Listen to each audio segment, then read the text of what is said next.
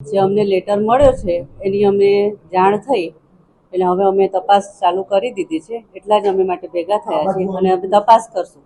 બીજું અમે કાંઈ ન કરીએ. તમારે જ ખબર છે ને, તમે બધા જ મૂક્યો છે, તમને ખબર છે કે પ્રાઇવેટ પ્રેક્ટિસ કરે છે એવું આ ભાઈ અત્યારે બોલ્યા, બરાબર? તો એના માટે અમારે તપાસ કરવી જ પડે એટલે અમે તપાસ ચાલુ કરી દીધી છે. અમે ભેગા થયા છીએ, અમે અમારી તપાસ ચાલુ કરી. તમે જે ઉલ્લેખ કર્યો છે એટલા જ ડૉક્ટર તમે લખેલા છે ઓલરેડી પેપરમાં, તમે આવેલું છે એ ડૉક્ટરો સામે અમે તપાસ કરશું. એ બધું જ હમણાં અમે તપાસ કરીએ છીએ. એ તપાસ કરીને જ પછી અમે કહેશું. એમને અમે નહીં.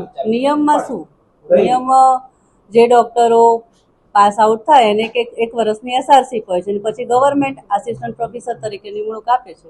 તમે ઓલરેડી પેપરમાં આપેલું જ છે કયા વિભાગના છે એ ઓલરેડી છે જ, પણ અત્યારે અમને તમારા તપાસ માટે અત્યારે મળ્યો છે એટલે અમે તપાસ ચાલુ કરી દીધી. એટલે આ ડોક્ટરો છે સિવિલ હોસ્પિટલની અંદર કઈ જગ્યાએ ફરજ બજાવે છે? હાજર હોય છે, નથી હોતા, શું હોય છે? એ માટે તો તપાસ કરવાની છે. એને તમે તપાસ કરે છે. હા, બરાબર જ છે. હા, આવે છે. હાજરી પુરાવતા હશે કે નહીં પુરાવતા? હાજરી બાયોમેટ્રિકમાં પુરાવે છે. ઓલરેડી બાયોમેટ્રિક બધી જગ્યાએ લાગેલું છે એ. અને હવે તો જે એનએમસીના નિયમ પ્રમાણે મોબાઈલની અંદર જ બાયોમેટ્રિક્સ હોસ્પિટલમાં આવીને જ કરવાનું હોય છે અને એટલી રેન્જમાં જ બાયોમેટ્રિક થઈ શકે.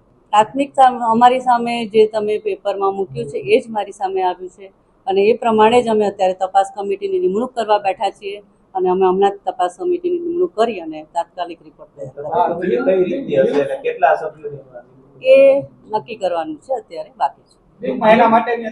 એટલા માટે તો બેઠક કરી તમારી સામે જ છે. નિયમ પ્રમાણે ગવર્મેન્ટમાં બધી મેડિકલ કોલેજમાં જો તો 9 થી 5 નિયમ તમે અત્યારે ગવર્મેન્ટે વિથ પ્રાઇવેટ પ્રેક્ટિસ એલાઉડ કરેલી છે અને બધા અમુક ડોક્ટરો બધા જે પ્રાઇવેટ પ્રેક્ટિસ સાથે જોઈન્ટ થયા છે તો કરી શકે.